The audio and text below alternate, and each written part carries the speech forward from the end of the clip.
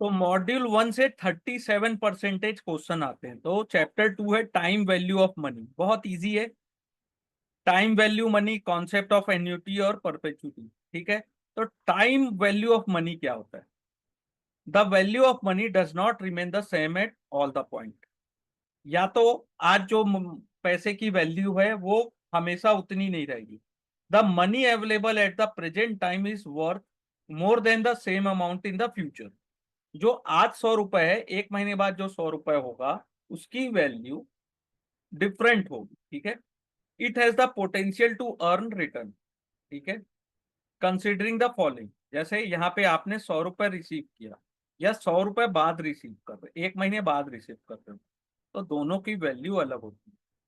ठीक है, तो जितने भी इन्वेस्टर हैं वो चाहते हैं कि मुझे आज 100 रुपए मिल जाए, ये 100 रुपीज, ना कि एक महीना वेट करना पड़े।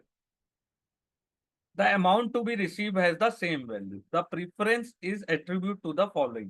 क्योंकि instinctive preference for current consumption over future consumption.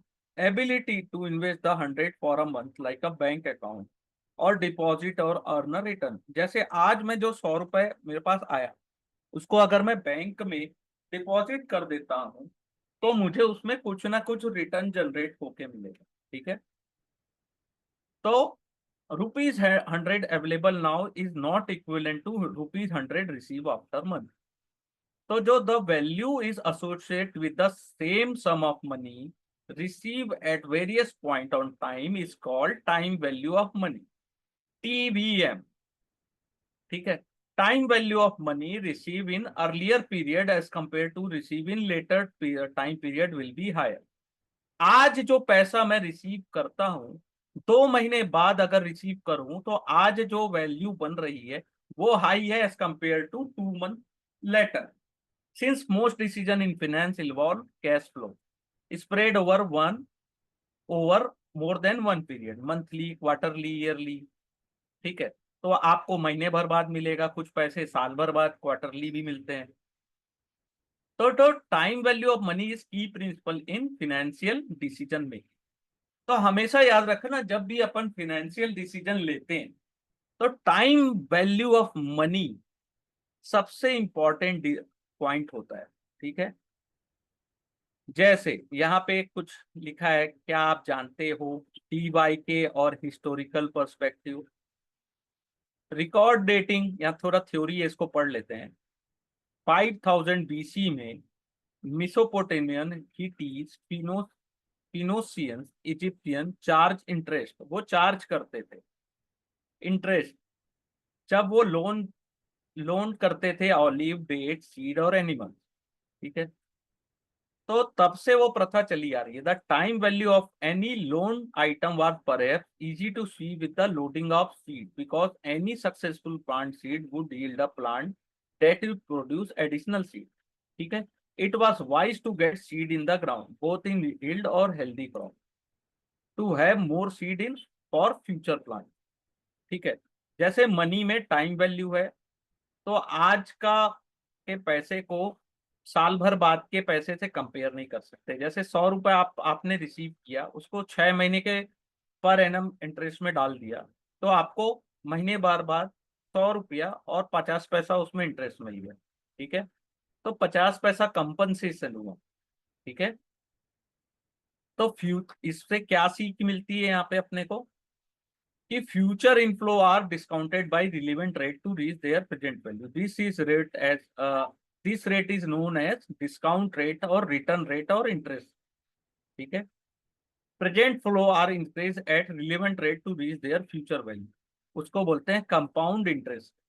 ठीक है, the later in the future cash flow is likely to receive the lower its value at the current value, current time. 100 rupees available after 1 month is more valuable today than 100 rupees available after 1 year। ठीक है, और after 5 years।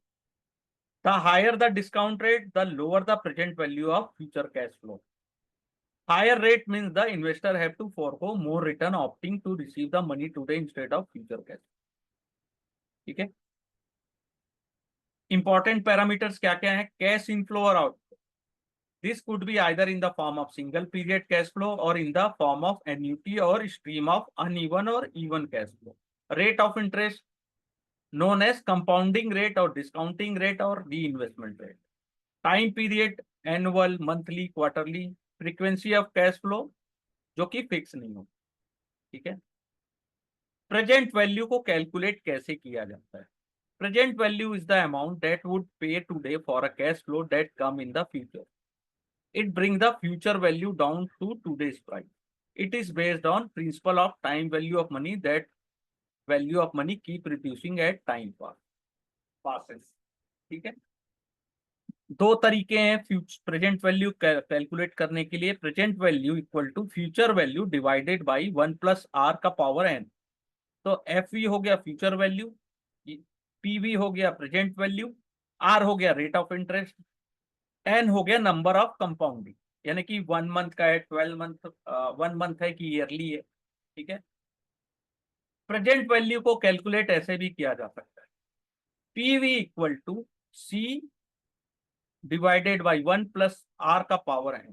ठीक है, in the case of regular cash flow the present value can be calculated by following: p equal to c into 1 minus 1 divided by 1+r का power n divided by r.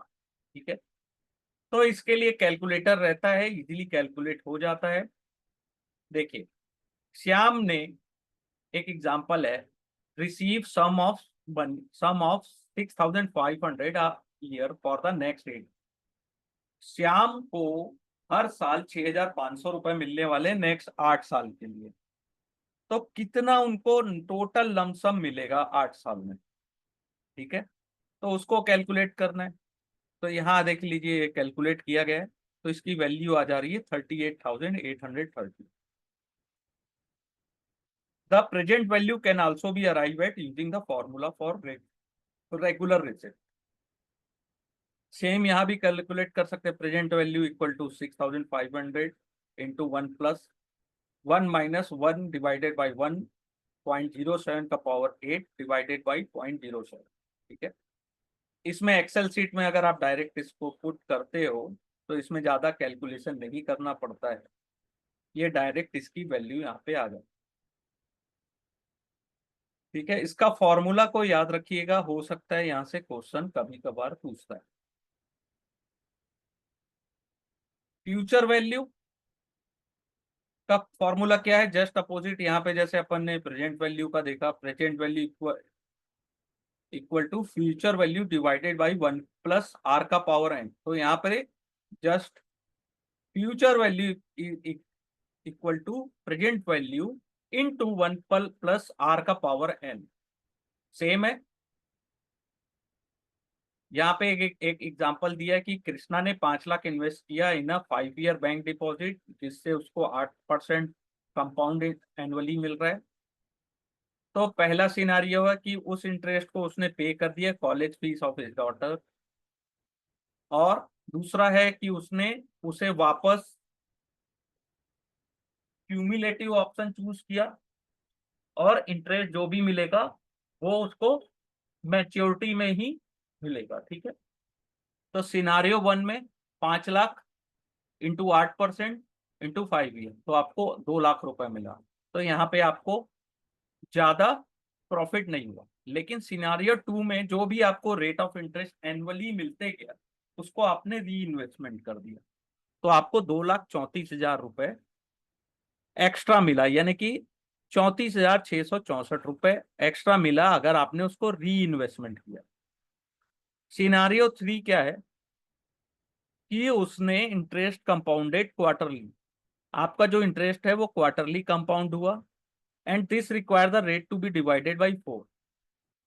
तो साल में 4 बार उनको मिला, तो उससे उनको, यहाँ पे देख रहे थे आप 2,34,000, यहाँ पे 2,82,000, 2,42,000, यानी कि लगभग 6,000 रुपए उनको ज्यादा मिला. क्यों? क्योंकि सिनारियो 2 में 3 में ज्यादा क्यों मिला है? क्योंकि फ्रीक्वेंसी ऑफ कंपाउंडिंग हाई हो गया. ठीक है, क्वार्टरली आपको मिल रहा है interest, and this interest is for remaining period. ठीक है, रेट ऑफ रिटर्न क्या होता है? Rate of return is the percentage rate that is earned on particular investment. There are times when the investor has just a amount that has been earned, but this need to be converted into a rate of return. This will enable proper comparison with the instrument that and options that are present in the market and will aid in proper decision. तो ये इसका formula है in financial market time value is always taken into the account it is assumed that if investor provide a series of cash inflow they can be reinvested to earn a positive return. An investor does not have intermediate cash flow is assumed to growth at annual rate each year. ठीक है. Compound annual growth rate of an investment is the underlying compound interest that equated the end value. ठीक है. तो यहाँ पे rate of interest कैसे निकला, future value divided by present value का power 1 divided by n minus 1. तो यहाँ से आपका rate of interest rate of return निकल आता है, रेट ऑफ रिटर्न. ठीक है. इसमें कुछ नहीं है, लेकिन यहाँ से जो भी फॉर्मूले हैं ये इंपॉर्टेंट है, तो फॉर्मूलों को देख लीजिए. ठीक है. और क्वेश्चन भी कुछ न्यूमेरिकल्स यहाँ से आ सकते हैं.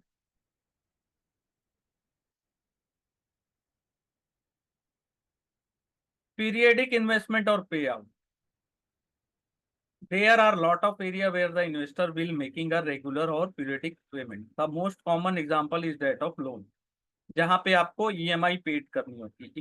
Equated monthly installment being paid out to the lender each month. It is essential to know the amount that would be paid. ठीक है. कितना पेड करना है आपको, वो आपको जानकारी होनी चाहिए. तो उसके लिए फॉर्मूला क्या है, एक्सेल में अगर आप यूज करेंगे तो पीएमटी फॉर्मूला आता है. आर हो गया रेट ऑफ इंटरेस्ट, एन पर हो गया नंबर ऑफ पीरियड, पीवी हो गया प्रेजेंट वैल्यू. तो इससे आपको ईएमआई पता चल जाती है. ठीक है. जैसे आपने 30 लाख का लोन लिया है प्रॉपर्टी के लिए, जिसका रेट ऑफ इंटरेस्ट 6.5 है, 20 साल के लिए आपने लिया है. तो पर मंथ कितना आपको देना पड़ेगा, 22,367. ठीक है.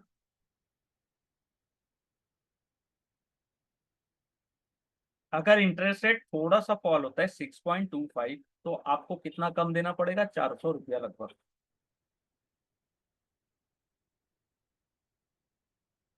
पीरियड ऑफ द लोन, ये बहुत इंपॉर्टेंट है. There are time when a period would like to know the time period which they would be able to pay off an amount. So given the fact there is capital amount that is present along with the loan interest and fixed amount repaid each month, the amount in which the loan can be repaid. ठीक है. This is also known by its Excel term NPER, period of the loan. तो rate of the interest, PMT the equal payment to the loan, PV is the present value. जैसे आपको 5 लाख आपने loan लिया. ठीक है. EMI आपकी 12,000 है, rate of interest 8% है. तो monthly payment of interest would have to be divided by 12 and putting this formula. तो आपका पीरियड ऑफ द लोन आ गया 48. ठीक है. आपको 48 मंथ लगेंगे उस लोन को कंप्लीट होने में. ठीक है. फिर होता है annuity. Annuity is the sum of money paid at regular period such as monthly, quarterly, annually. Common example of annuity is pension. Annuity can be of two type, fix annuity और flexible annuity. Flexible annuity का मतलब है fix return are receive at regular period. नहीं, fix annuity यानी आपको fix return मिलेगा. जैसे bank paid करती है 5.5 पर जो भी आपका रेट ऑफ इंटरेस्ट है नेक्स्ट 5 ईयर. लेकिन फ्लोटिंग में क्या होता है, floating annuity are those with the return are benchmark to inflation और इंडेक्स. तो इंडेक्स या इन्फ्लेशन के बेंचमार्क के अकॉर्डिंग उनका एन्युटी जो रेट है वो चेंज होते रहता है. ठीक है. ऑर्डिनरी एन्युटी क्या होती है, ordinary annuity is the difference based on time period when the payment is to made. In case of ordinary annuity, the payment is made at the end of relevant time period. ठीक है.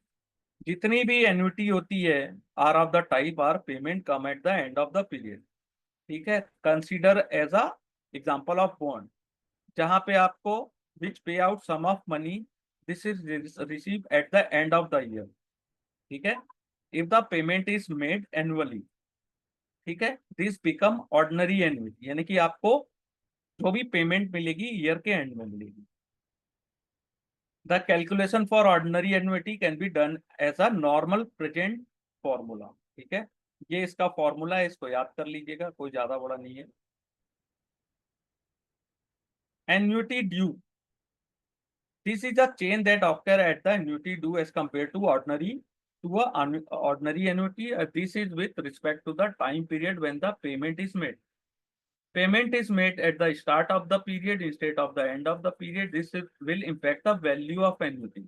अगर आप starting में paid करते हैं instead of and of the period, तो उससे value जो होती है एन्युटी की वो चेंज होती है। If you are a person receive the payment, then you are getting it at the start of the year, which give the chance this to be deployed during the year। अगर आपको starting में मिल जाए तो उस पैसे को आप वापस डिप्लॉय कर सकते हैं। In order to get the value of such annuity, that present value of cash flow would need to be calculated as compared to ordinary। There is additional figure that will come in the calculation। ठीक है, the calculation of ordinary annuity can be done using present value function, but here's the type of column instead leaving it blank or zero। तो ये इसका formula है। Perpetuity क्या होती है? Is a cash flow from a investment that goes on for ever. आपको हर महीने, यानी कि इन्वेस्टमेंट के लिए आपका जो कैश फ्लो है वो लाइफ टाइम बना रहेगा, जाते रहेगा। A normal instrument would have a specific time period which the cash flow might be received, but in case of perpetuity no finite period। कोई फाइनाइट पीरियड नहीं है जब तक कैश फ्लो जा रहा है, इन्वेस्टमेंट के लिए जा रहा है। There are perpetual bond that are issued by entities and these are the best example of real life perpetuity. ठीक है, if these bond cash the cash flow keep come year after year, the common life example would be pension that are payable to pension till their life term. ठीक है, सबसे बड़ा example है perpetuity का। जो pension अपन paid करते हैं, जब तक आप जिंदा हो तब तक आपको पेड करना ही पड़ेगा, लाइफ टाइम। ठीक है, ऐसा नहीं है कि आपको 5 साल दिया उसके बाद नहीं देगा, ऐसा कुछ होता है क्या? नो। तो ये परपेचुइटी का फॉर्मूला है। Perpetuity provide a constant cash flow for unlimited time. In order to calculate the value of perpetuity one has to find it present value. तो प्रेजेंट वैल्यू यहाँ से निकाल लिया आपने। कैश यानी cash flow, R means discount rate.